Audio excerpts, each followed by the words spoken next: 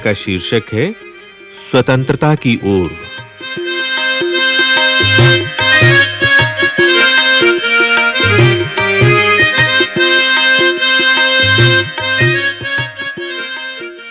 धनी को पता था कि आश्रम में कोई बड़ी योजना बन रही है, पर उसे कोई कुछ न बताता।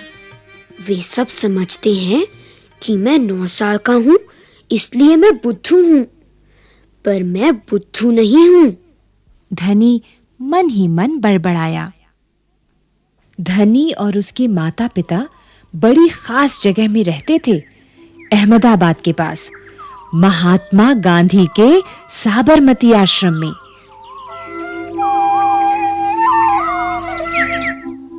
जहां पूरे भारत से लोग रहने आते थे। गांधी जी की तरह वे सब भी भारत की स्वतंत्रता के लिए लड़ रहे थे। जब वे आश्रम में ठहरते तो चरखों पर खादी का सूत काटते, भजन गाते, पति राघव राजा राम पतित पावन सीताराम, और गांधी जी की बातें सुनते।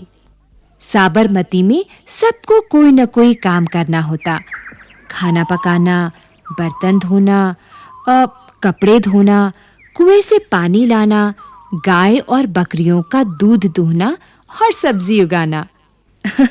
धनी का काम था बिन्नी की देखभाल करना। बिन्नी आश्रम की एक बकरी थी।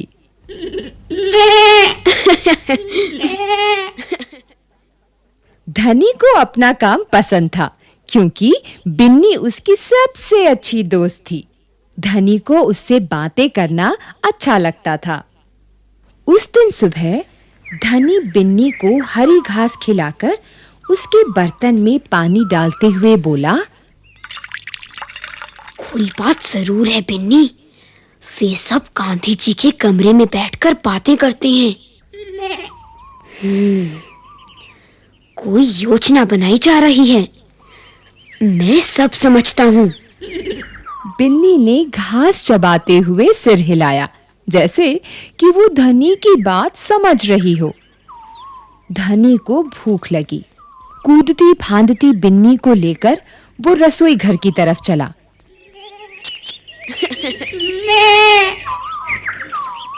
उसकी माँ चूल्हा फूंक रही थीं और कमरे में धुआं भर रहा था।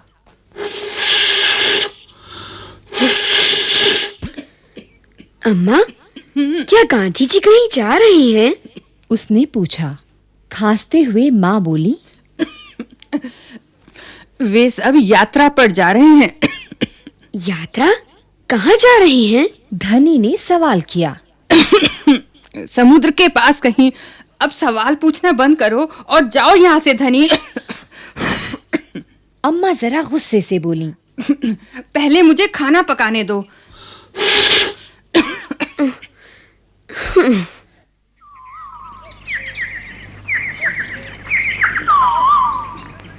धनी सब्जी की क्यारियों की तरफ निकल गया, जहां बूढ़ा बिंदा आलू खोद रहा था। बिंदा चाचा। धनी उनके पास बैठ गया। आप भी यात्रा पर जा रही हैं क्या? बिंदा ने सिर हिलाकर मना किया। उसके कुछ बोलने से पहले धनी ने उतावले होकर पूछा, कौन जा रही है? कहाँ जा रही है? क्या हो रहा है? बिंदा ने खोदना रोक दिया और कहा, तुम्हारे सब सवालों के जवाब दूंगा, पर पहले इस बकरी को बांधो। मेरा सारा पालक चबा रही है।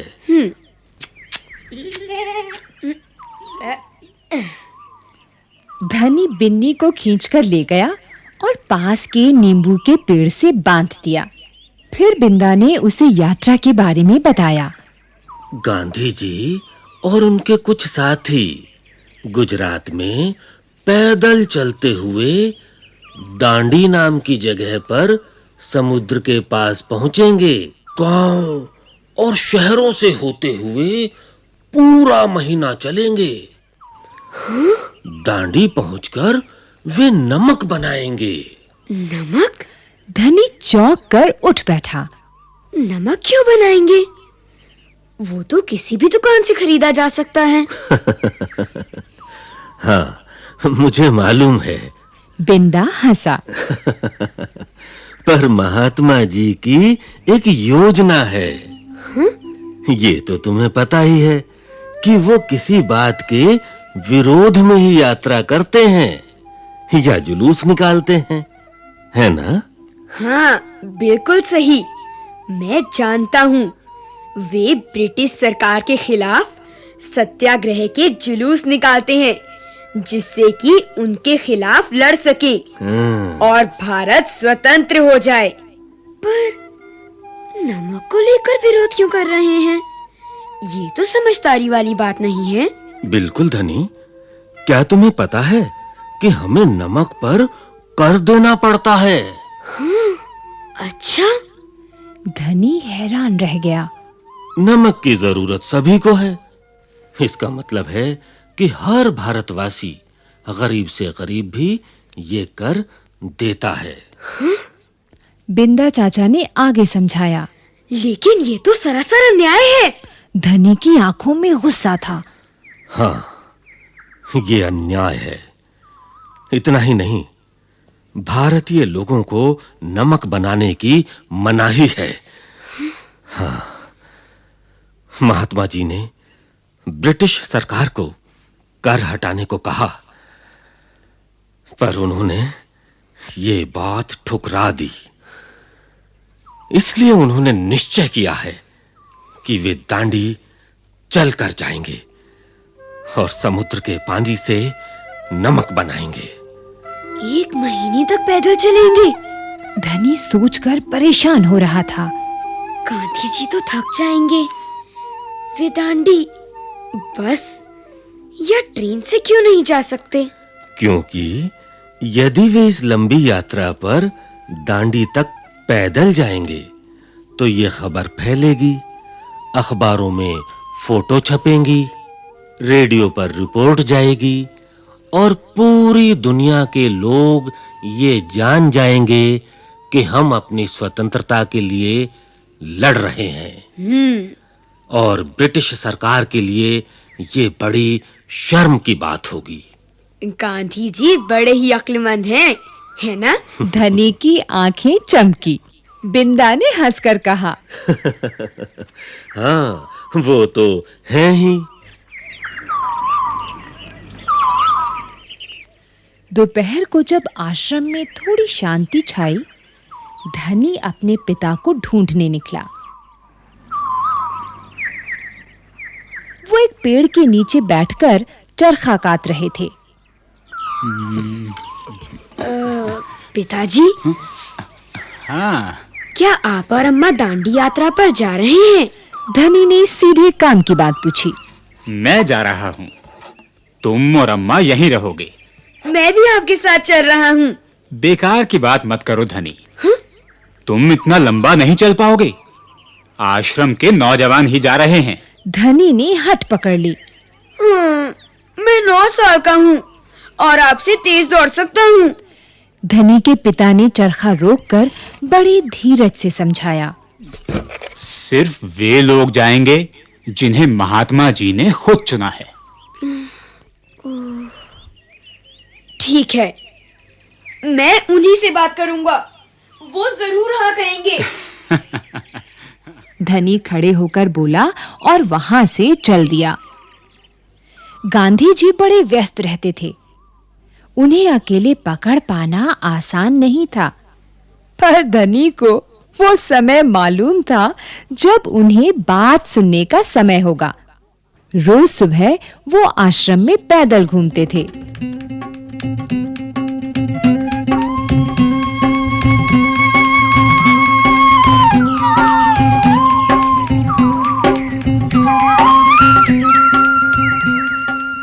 अगले दिन जैसे ही सूरज निकला, धनी बिस्तर छोड़कर गांधी जी को ढूंढने निकला। वे गौशाला में गायों को देख रहे थे।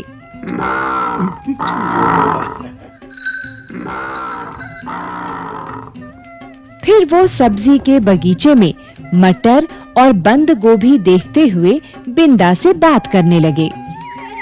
धनी और बिन्नी लगातार उनके पीछे-पीछे चल रहे थे।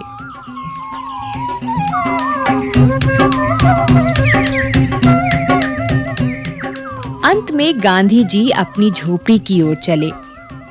बरामदे में चरखे के पास बैठकर उन्होंने धनी को पुकारा। यहाँ आओ बेटा। धनी दौड़कर उनके पास पहुंचा। बिन्नी भी साथ में कूदती हुई आई। तुम्हारा क्या नाम है बेटा? धनी बापू।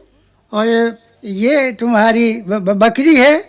जी हाँ, ये मेरी दोस्त बिन्नी है, जिसका दूध आप रोज सुबह पीते हैं। धनी गर्व से मुस्कुराया। मैं इसकी देखभाल करता हूँ। बहुत अच्छा। गांधी जी ने हाथ हिलाकर कहा। अब ये बताओ धनी कि तुम और बिन्नी सुबह से मेरे पीछे क्यों घूम रहे हो? मैं आपसे कुछ पूछना चाहता था। हाँ? धनी थोड़ा घबराया। क्या मैं आपके साथ दांडी चल सकता हूँ? हिम्मत करके उसने कह डाला। गांधी जी मुस्कुराए। तुम अभी छोटे हो बेटा। दांडी तो बहुत दूर है। सिर्फ तुम्हारे पिता जैसे नौजवान ही मेरे साथ चल पाएंगे। पर आप तो नौजवान नहीं हैं। धनी बोला। आप नहीं थक जाएंगे?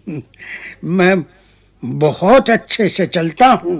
गांधी जी ने कहा। मैं भी बहुत अच्छे से चलता हूँ। धनी भी अड़ गया। हाँ, ठीक बात है। कुछ सोचकर गांधी जी बोले। मगर एक समस्या है।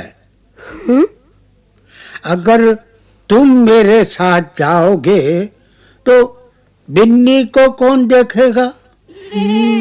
इतना चलने के बाद मैं तो कमजोर हो जाऊंगा। इसलिए जब मैं वापस आऊंगा तो मुझे खूब सारा दूध पीना पड़ेगा, जिससे कि मेरी ताकत लौट आए। ये बात तो ठीक है। बिन्नी तभी खाती है जब मैं उसे खिलाता हूँ। धनी ने प्यार से बिन्नी का सिर सहलाया। और सिर्फ मैं जानता हूँ कि इसे क्या पसंद है। बिल्कुल सही।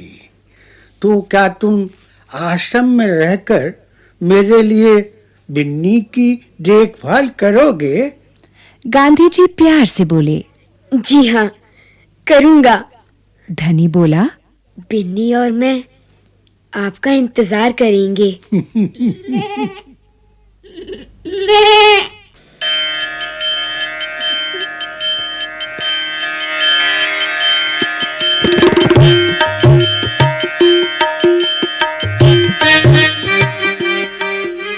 स्वतंत्रता की ओर। अभी आप सुन रहे थे ये कार्यक्रम। विषय संयोजन प्रोफेसर मंजुला माथुर, पाठ समन्वय लता पांडे, निर्माण संचालन प्रभुदयाल खट्टर, आलेख सुभद्रा सेन गुप्ता, अनुवाद मनीषा चौधरी, कलाकार राजश्री त्रिवेदी, राजेश आहूजा, सुनील लोहिया, जैमिनी कुमार और आकाश, तकनीकी निर्देशन सतीश लाड़े, ध्वनियांकन दीपक पांडे, निर्माण सहयोग दाऊदयाल चतुर्वेदी, निर्माण वंदना अरिमर्दन तथा प्रस्तुति CIET NCERT।